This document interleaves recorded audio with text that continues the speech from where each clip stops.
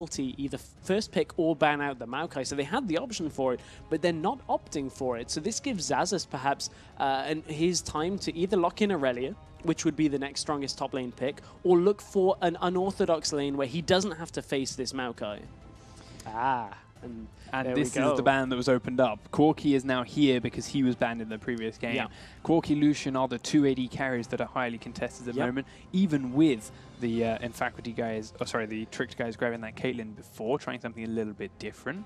But now nfaculty have that opportunity to grab Corki. And this is a very familiar sight of Corki in that first pick slot. If you've been watching any of OGN's their seeding for next spring champions, basically everybody in the Xenix, IM lineups all locking Corki in first because it sets up this amazing mid-game siege composition should you choose to go for it. But in general, it's just a very solid pick right now in that AD carry position. Yeah, he's great in the lane as well as just in the sieges and the wave clear and everything else he goes with. But it leaves Tricked up now with that 2 slot. A lot of people love having those 2 picks to start out this comp. You mentioned now how with Malphite gone, Irelia is a highly contested top pick. We saw a very, very strong Orianna from Tiridus last time around. It could grab themselves that again. But it looks like even with no contest on AD carries, even with a complete free range to pick from, they're still very happy with the way Caitlyn worked out for them, so they're toying with it. Yeah, obviously it's a comfortable pick for China here. Caitlyn isn't the typical pick we've seen into Corki, but it worked against Lucian in the last game. Corki is similarly ranged to Lucian, so Caitlyn does still have that advantage, especially pre-sex. Once Corki gets the missile barrage, it's going to be a little bit better against Caitlyn, but should still follow the same sort of pattern. So they immediately lock in the Jarvan to go with it too, which is what we saw first picked in the last game, with him being one of the few junglers left in contention, being so strong at all stages of the game at various different roles and bringing so much utility to a team. Doesn't surprise too many people, but nfaculty's immediate response, while they haven't locked them yet, is to take away 2 of the big parts of that teamfight composition from the last game, making sure Tricked don't get the same picks again, hovering on Orianna and Sona. That combination of Crescendo, Cataclysm, and Shockwave is so incredibly devastating, and they do lock it in. They do, and this is, again, it goes along with Corki, mid-game here. We're looking at team fights in the mid-game. Corki is going to be able to set them up for siege very well, and once they're in that siege situation, Orianna in the mid-game is a great champion for any kind of engages that follow on from that. What does that leave Trick, though, in this situation? We don't see a lot of Janna into Sona just because of the way the sustain matchups kind of end up going. Sona typically comes out ahead here. Nami could be an option. Seems to be a common one. Yeah, although with Caitlyn, I'm looking at champions that synergize with that slightly longer range. There we go. Nami does perfectly. Exactly. That was going to be my top pick. And we get Tiridus, of course, reversing the matchup from the previous game. His time to play with that Ahri. Let's see if he can do it any differently to the way SozPurefect did and have a bit more of an impact in that early game with perhaps roams. Yeah, it's pretty much a skill matchup in the Ahri matchup because every time you have an Orianna, she just sits so far back, farms rates. There's not a lot you can do against an Orianna. So it's down to Tiridus to get around the map and have an impact here in this game. But nfaculty still looking for their top laner on Xaxus. He has the first pick, and I have to feel he's a little uncomfortable here. He's decided. Yeah, there we go. He's done it. I think he was waiting to see whether they picked Irelia, maybe to have some kind of counter to it. There aren't any that really we're aware of. Maokai does okay. Nar is the only other one, but now Tricked are in a really odd situation.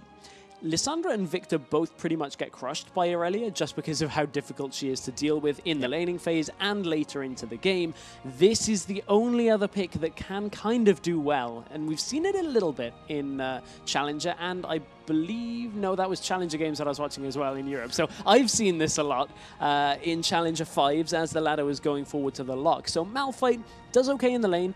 Great engage potential, my goodness. Especially to get onto an Orianna who, as you mentioned, loves to sit so far back. And that's the one thing that a siege composition like a Corki, Kha'Zix as well, Orianna goes in with that.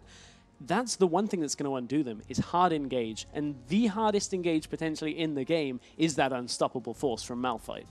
Yeah, and I also want to talk a little bit about Kha'Zix, because Worlds, he was a big factor and a very common pick. We're on the same patch, but a lot of people in the last couple of months since Worlds, last couple of weeks, have been focusing more on the Jarvans, Rengars, and Lee Sins. Kha'Zix just kind of stopped getting played from a lot of players, and I never really got a solid answer from someone as to why.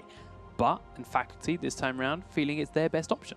Kha'Zix is a very aggressive jungler right now, and you know, has been for a while. We're on 4.19, so it's been a bit of a while on patches since Worlds, but it's still Kha'Zix very strong in the early game, very strong in the mid game as well. Once you're past 6, your gank potential is pretty good as well. You've either got you know, the resets on the leap or the added void spikes to make sure wave clear to help out with. Yeah. To be honest, what they've already got a lot of with Orianna and Corki in there, so they shouldn't necessarily need the void spikes at an early stage, but the resets could really help them out, especially when it comes to counter-ganking, which is what Kha'Zix love to do, and when you've got the potential of an Ahri roam, having him there could really swing things. Yeah, indeed, but I really am liking Tricked's lineup here. I'm liking their hard engage. It's been a while since we've seen Malphite in proper competitive play, but he's always unpredictable. Yeah, but of course, I want to know what you guys like. Which of these comps do you prefer? Which ones do you think is going to take this squad? Which of these teams do you want to see in the LCS?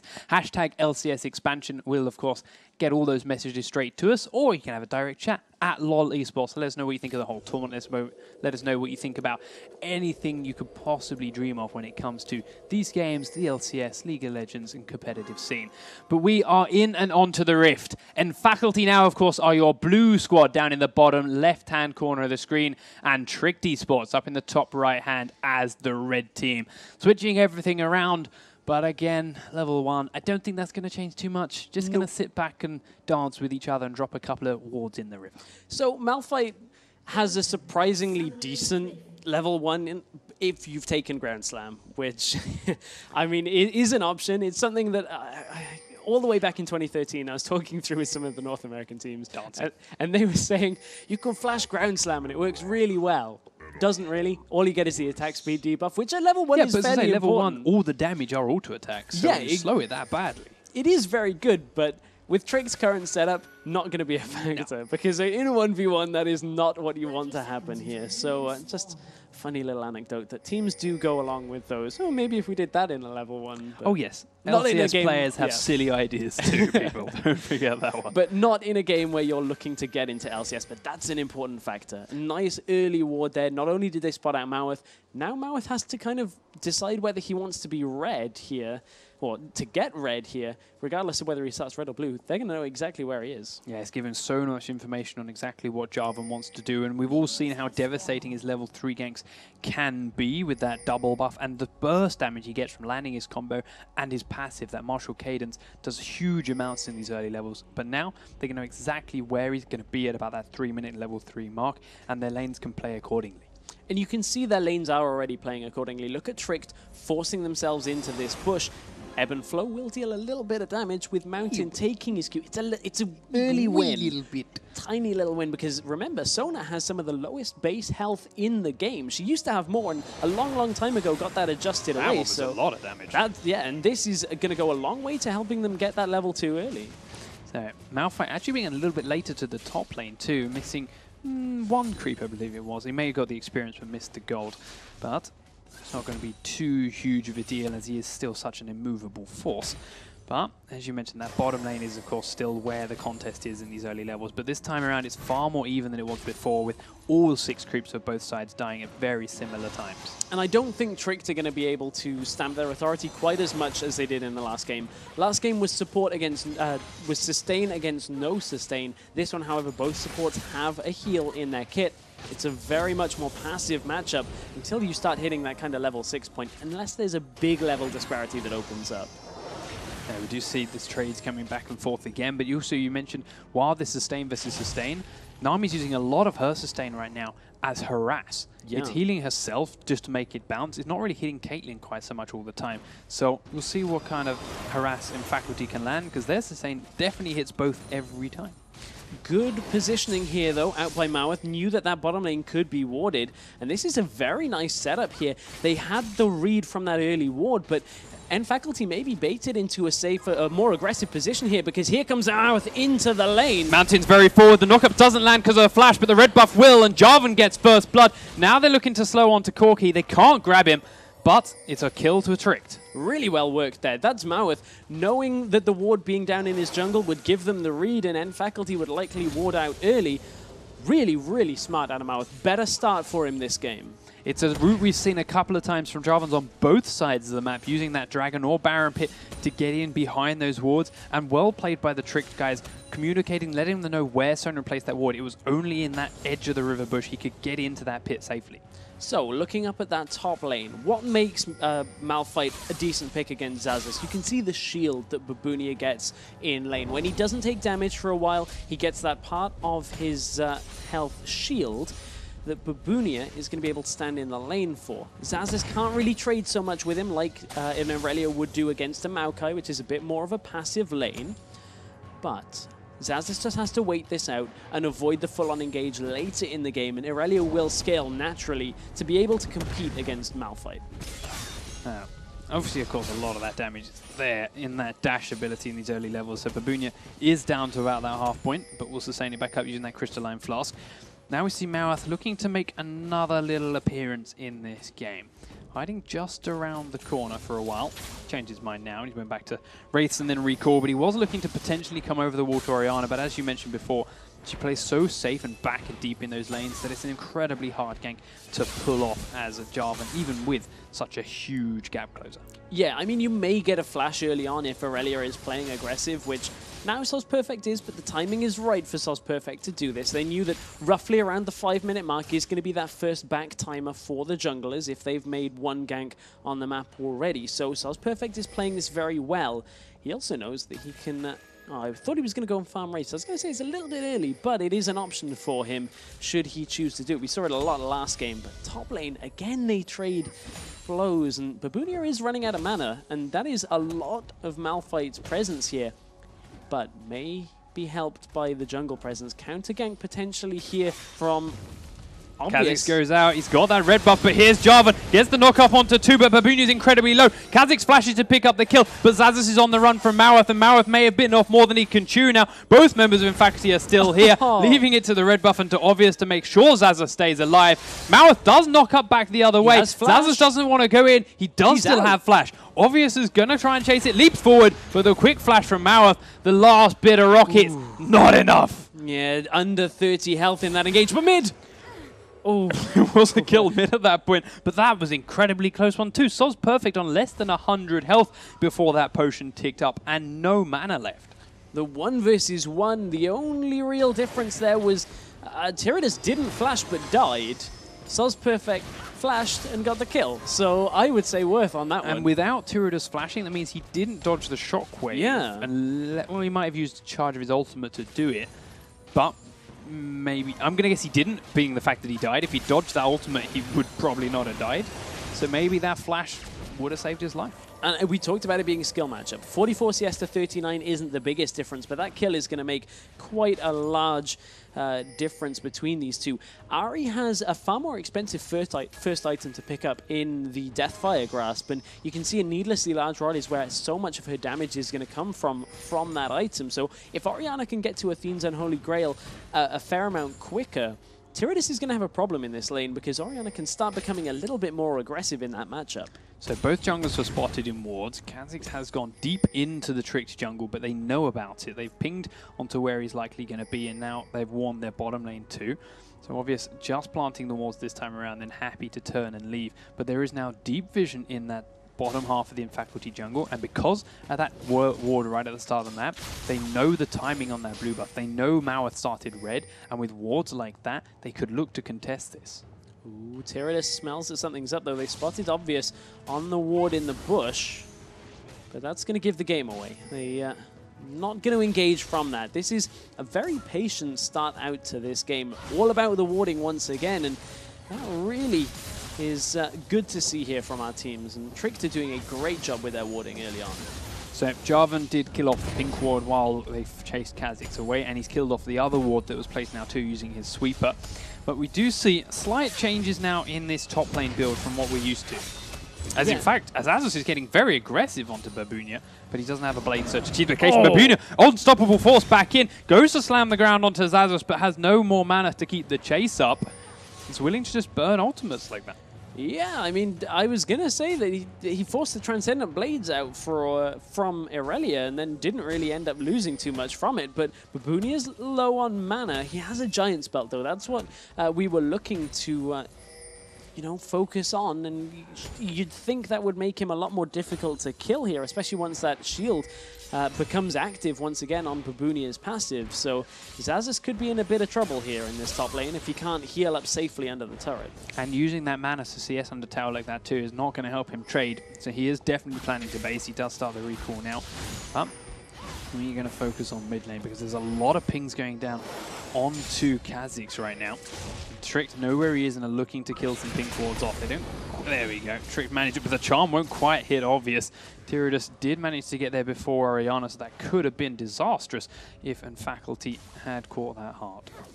Now, what that allowed Trick to do is put China down in this bottom lane to basically farm the wave on his own. And it's something that Caitlyn is somewhat safe to do.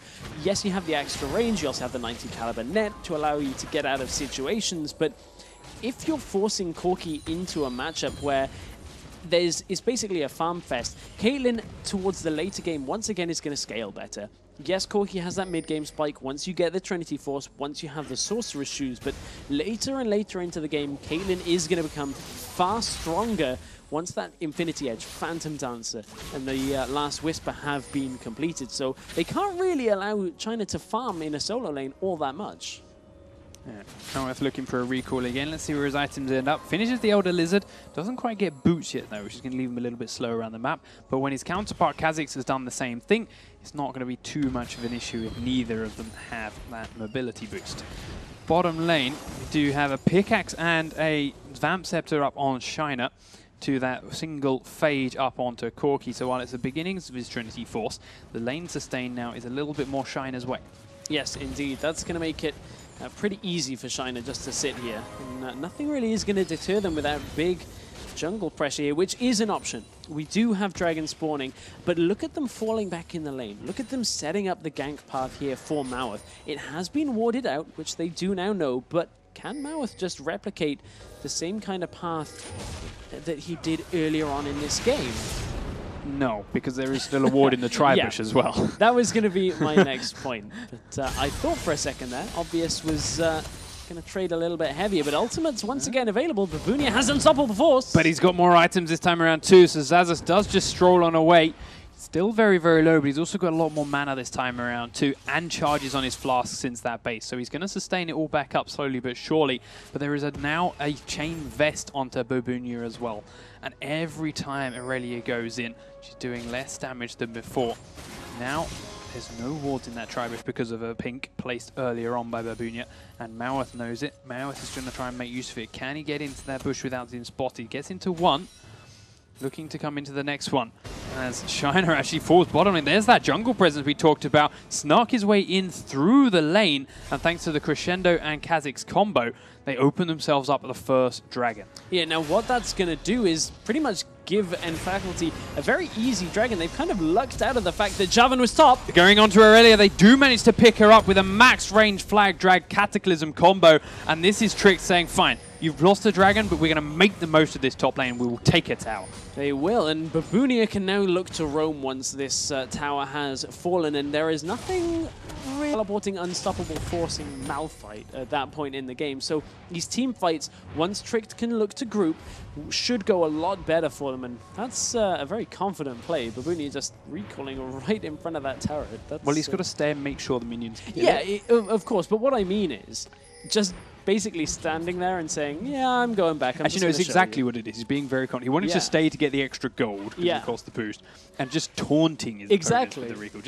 Just a little bit of a tease. Say, you can't stop this. But he has pushed up towards the tier 2, and that's opened up a possible roam from Orianna and Kha'Zix, because he has no mana, has no Unstoppable Force. He's got his flash, but he's on full tilt to turn and run. Flashes into the river. Kha'Zix was not close enough, though. He is still looking for a possible opening.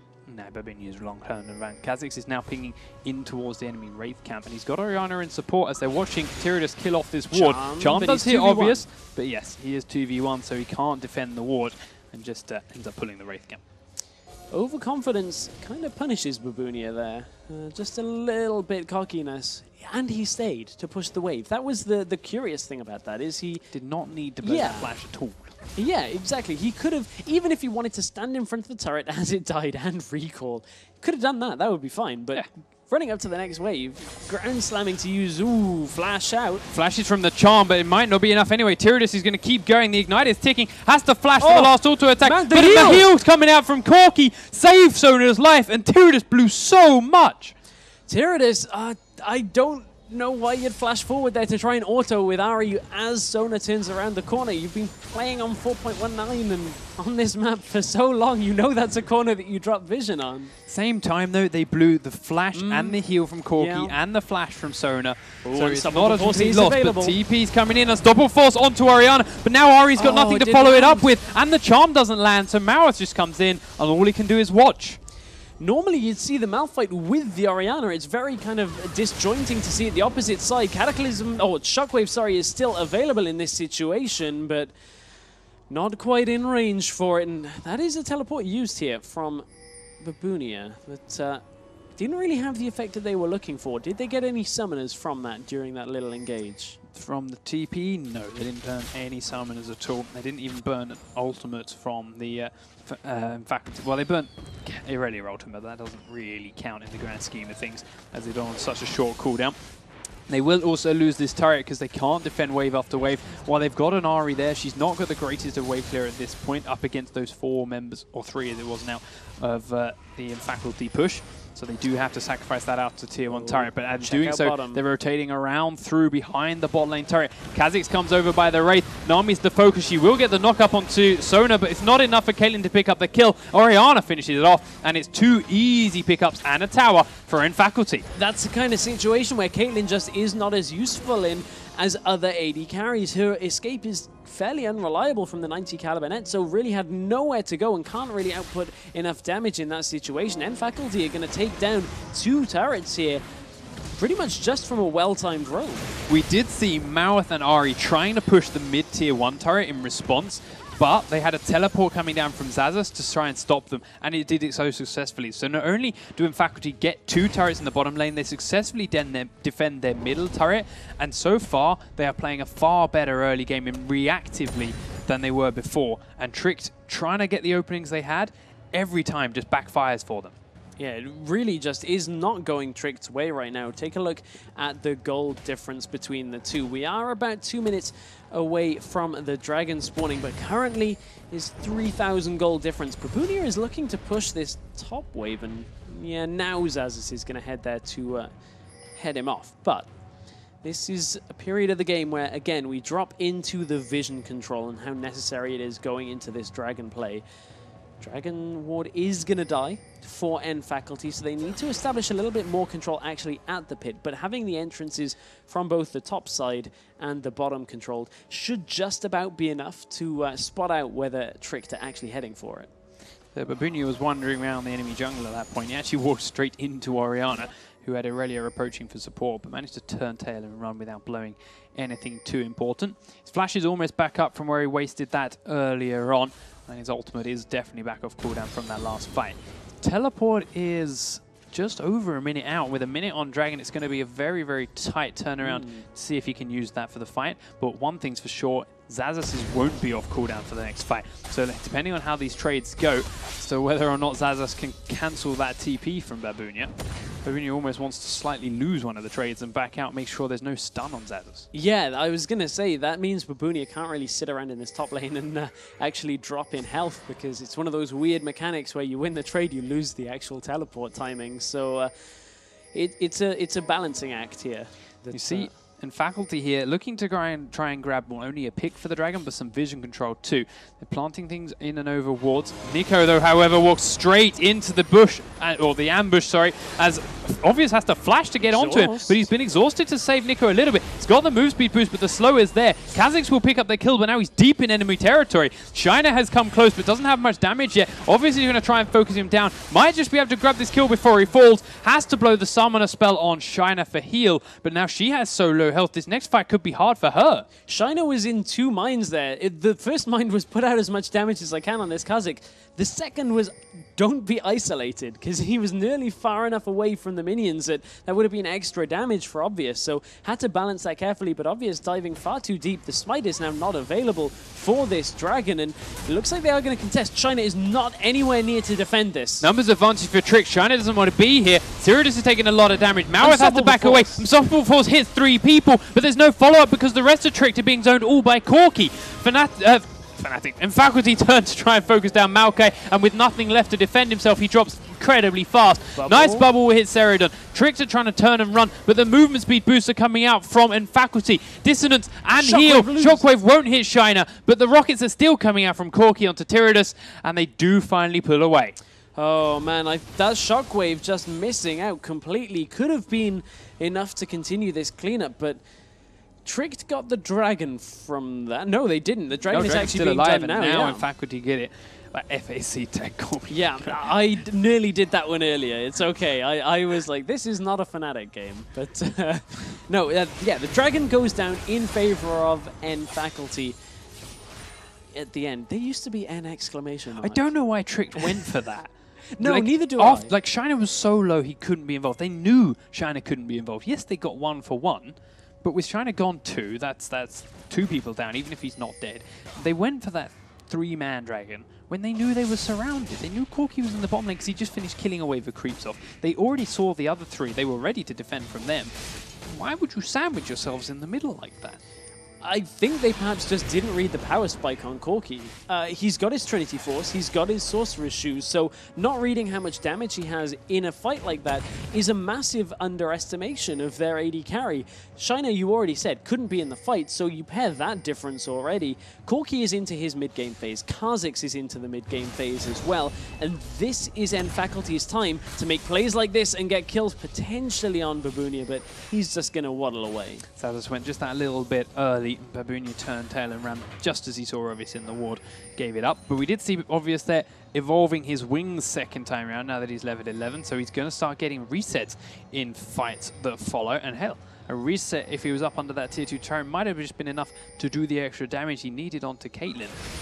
See if something like that happens again. Tiridus catches those voids back to the face and a couple of rockets after pulling the Wraith camp, but nothing too serious.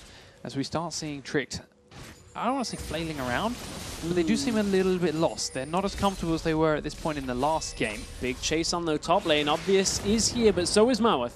And that's enough to turn them around. Obvious turns as soon as he sees it. He's now going in onto Mowarth because the rest of nfaculty are coming up the river. Babunia has to use the Unstoppable Force to get out. Mowarth flag and drags, but Corki's looking to chase. The Shockwave goes off. It will hit Mowarth, and that's 1 kill down. Shut down for Orianna.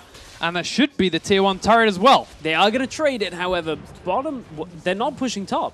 They're not. They've turned and run. They didn't have the minions enough, so they have to turn to try and defend. They lose the 1 turret in the middle lane. They're going to possibly lose the second one. The teleport is going to come in from Xaxus. That's enough to scare away the rest of Tricked. But ultimately, they grab 1 kill. They should get this here. SozPurefect is going to stay around for it. I was going to say no objectives, but 1 kill just for then a tower trade. SozPurefect's going to have to tank up a good few shots here if he wants to take it. I mean, Orianna shield, he'll do all day long, especially with the blue buff. But I mean, this is a lot longer than SozPurefect would have liked to stick around, but it has bought time in the middle wave. This is nfaculty grouping up. It is a misplay from Tricked. They completely left that open to that push. They do bring Tiridus around one side. Now Jarvan's back here. Malphite is there, but he doesn't have Unstoppable Force. Charm won't land. They have split up nfaculty, but the Mowarth knock-up won't hit SozPurefect, and they may have lost him his life. He does drop down with another free kill to Orianna. I don't understand why Tricked are going in so fragmented here. They really need to just wait for their ultimates and use them in combination, because that is what they have. They have a team fighting composition, but right now, the Kha'Zix Orianna ball combination is too strong for them. nfaculty get it in the first fight, and now in the follow-up fight, they just have enough damage to last through Tricked anyway. And now they're looking to pressure out this top inner tower, and I don't think there's too much that Tricked can actually do about it without their wave clear. They do have quite a lot of wave clear on Malphite, but he has to stand right in the middle of the whole wave, which there was okay, but in future fights, he's going to take a lot of damage every time he does that. He's not got the most magic resist up at the moment, and this Orianna is starting to get huge at 5-0-1.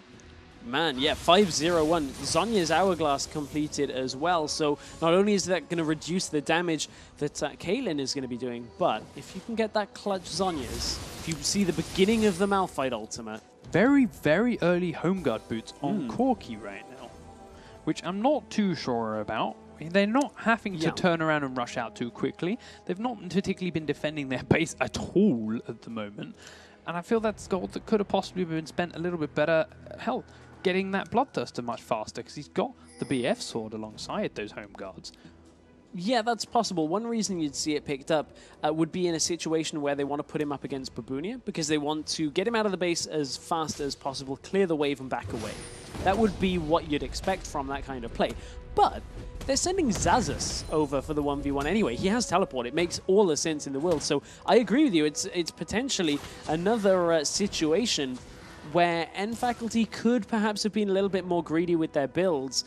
But, you know, home guard, they're going to buy it at some point. It's just one of those not quite getting further ahead than you could be situations. Playing just in case it goes for a lot longer.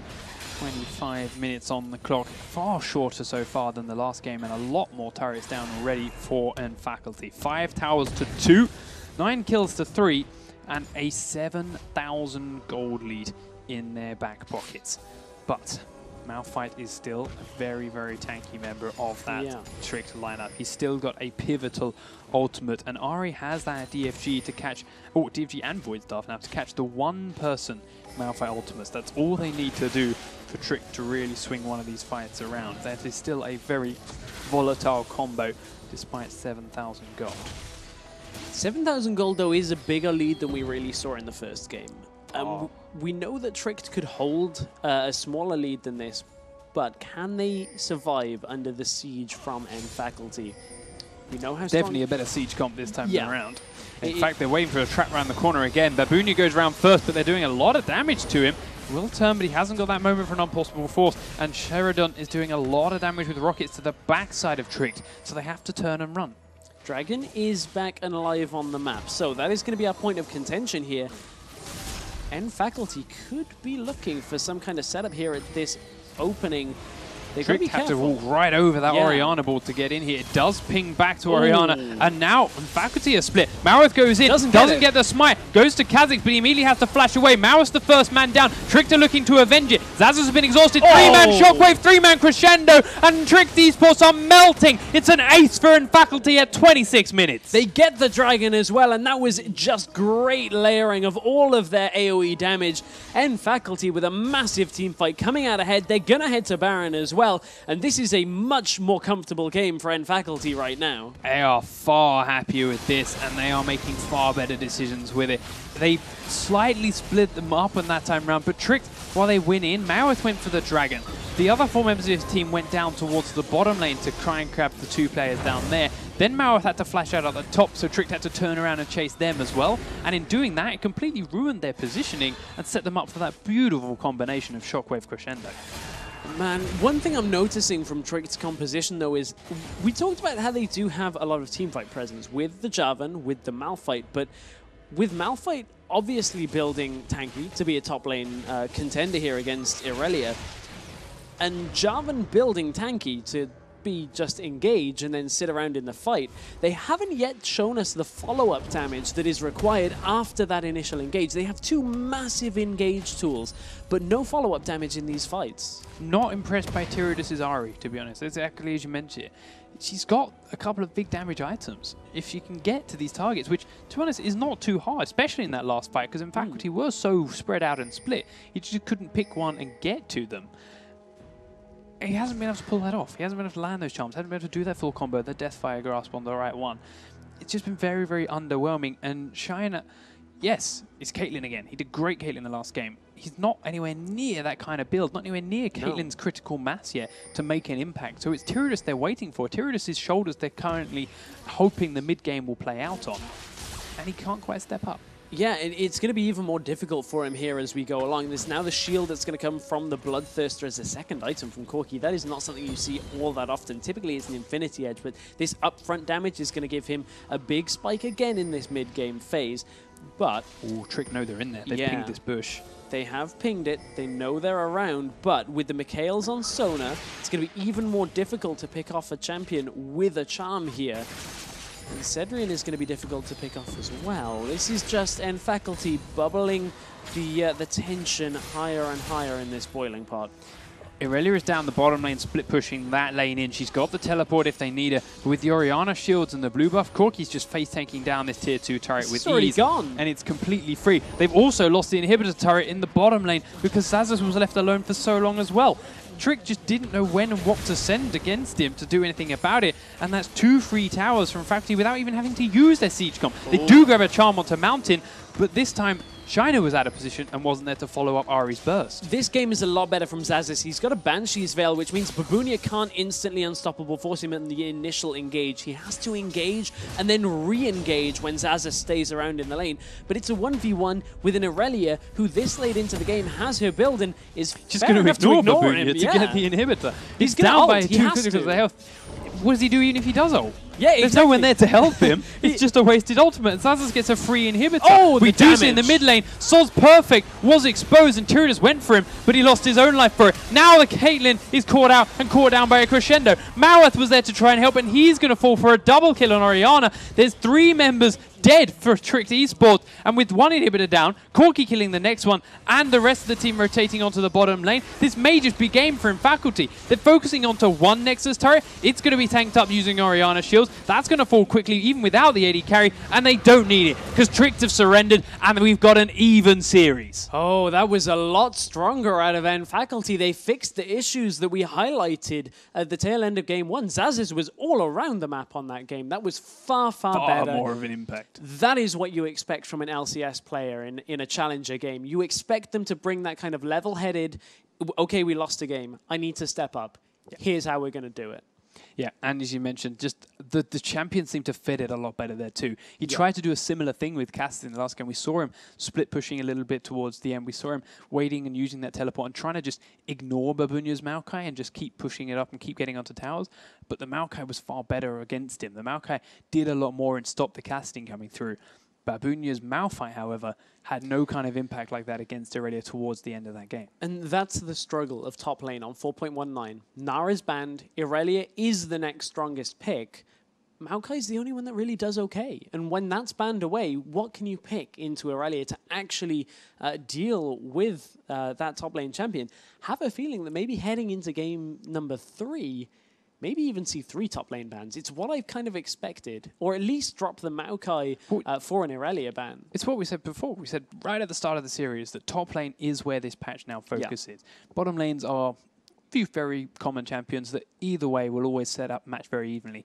Mid lane does dance backwards and forwards, but there's a lot of very even matchups we know. There are 3-4 with Kha'Zix jungle champions, which everyone can interchange more or less, but top lane becomes very volatile and really changes the pace of games. And we are seeing it illustrated perfectly over these 2 matches. We now have a 3rd one where picks and bans is going to be incredibly important. I think we may see one of those more obscure picks here. I would love to. I would love to. I wanted to just highlight quickly SozPurefect there. 7-0-7 as Orianna. We've also got Sedrion 2-0-10. They had great games as the carries for that team. And yes, I feel like I'm picking him a little bit, but Tiridus, I don't want to see him on Ahri again. I just didn't seem to have it down. Yes, he had a charm at the end there on Sona, and he did a full burst down when she's on the edge of the fountain. But that's the only charm I remember seeing him land for the whole game, really. None of them were particularly impactful. None of them really changed the course of the fights, and there wasn't any damage to follow up the engage from Mowarth and Malphite. Yeah, there wasn't a lot of follow-up there, but one thing that is going to follow up fairly shortly is this 3rd game of our awesome series. I'm so looking forward to this. Yes, of course. We're going to run to another quick break while we get the teams in the lobby, get ready to go with our 3rd and final match to decide who advances through to